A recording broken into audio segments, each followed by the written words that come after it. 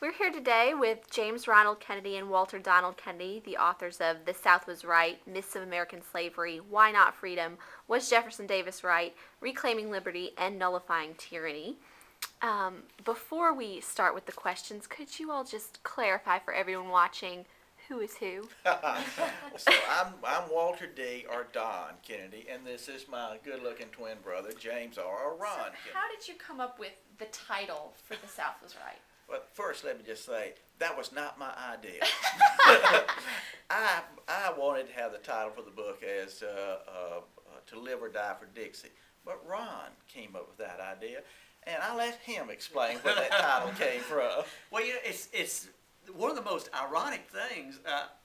The book came out in '94. I forget now. I've done so many books with Pelican, I can't remember, but I believe this came out in '94. But we had published. That's the second edition. The first edition was published about 3 years earlier, self-published at that time. That's how we got started. But I was in Boston, Massachusetts, of all places. They talk funny up there, you know that. But at any rate, I was up there in Boston, Massachusetts at a professional conference. And as I was going back to the airport, the taxi cab driver was talking to me, and we were having fun talking. And that was during the busing crisis in Boston.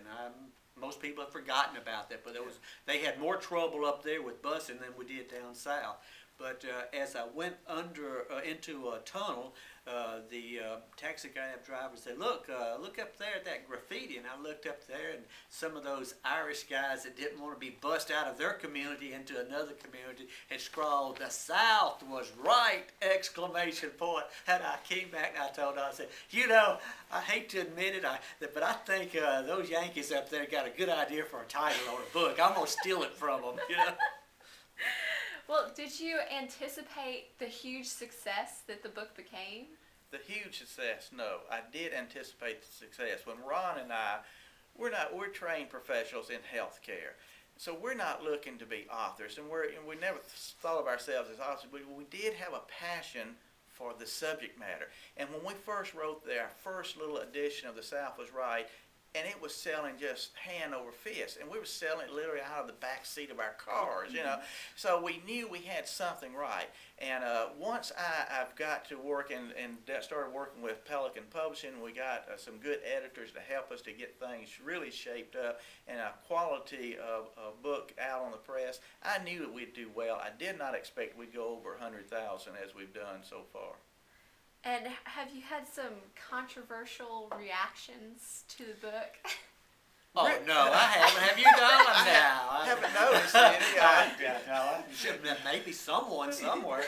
Maybe someone in the White House might object, but other than that, I couldn't have. From the general population, the people that we talk to, most people, they're intrigued about hearing the other side of the story. So even if they don't agree with our premise, most people will tell you, well, you know, I don't think you're correct on that, but it is interesting to hear the other side of the story. So really, it's less than most people would think. And there are occasional rants and raving, but it is so infrequent that I really don't give it a second thought anymore. More people are curious as, now what do you mean? At first, when we first came out, a lot of people thought that we were talking about civil rights, which of course it has nothing to do with civil rights. It has to do with the war for Southern independence and the consequences of that war for Americans today. As Ron said, the first, in the introduction, I believe, not even the first chapter, but in the introduction, but we call for a radical reformation of America, back to what the Founding Fathers intended, and then we say, if the North will not abide by this, if the rest of the nation does not abide with this, well then we Southerners should commit ourselves to Southern independence. Why? Because we think liberty is more important than the country itself. That's what the country is founded on. It's more important than the government. So And what did Patrick Henry say about that? Patrick Henry, my favorite anti-federalist, he said that the first thing I have at heart is American liberty. The second is American union.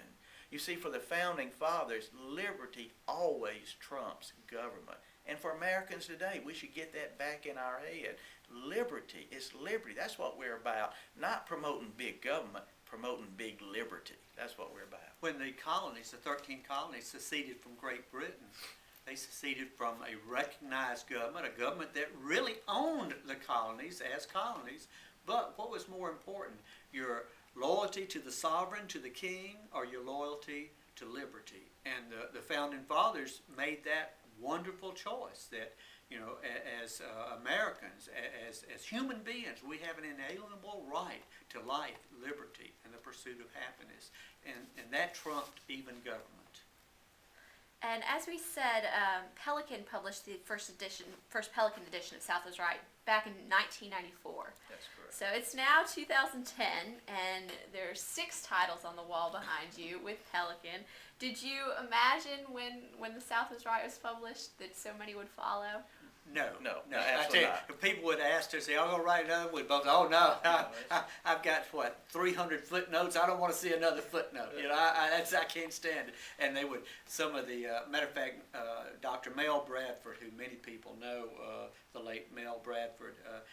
From Dallas, Texas, told Donald and I, said, "Oh, you boys, y'all got the passion for it. You're gonna write more, you know." And Dr. Bradford was a wonderful, wonderful man, and he encouraged Donald and I to continue because we asked him. I asked him at a meeting, at a Sons of Confederate Veterans meeting. I said, "Dr. Bradford, you think Donald and I should be doing this? Because you know, this is sort of even among at that time the Sons of Confederate Veterans. This was pretty radical. Stuff. I had some SCV people say, 'Y'all gonna get arrested. The federal government's gonna put you in jail if you publish that.'"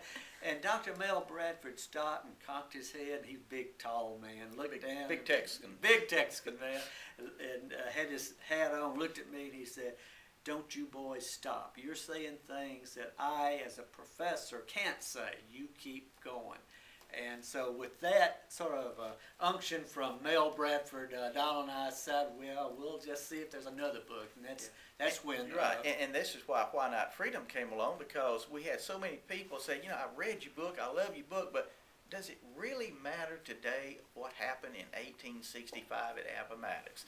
And that's why we picked up with Why Not Freedom, because we're talking about the radical change in America. Before Appomattox, we were a republic of sovereign republics. After that, we became a federal empire. And our liberty, North and South, is what suffered. Not just in the South, but Northerners were affected just as much as Southerners. And that's why we came up with Why Not Freedom, America's Revolt Against Big Government.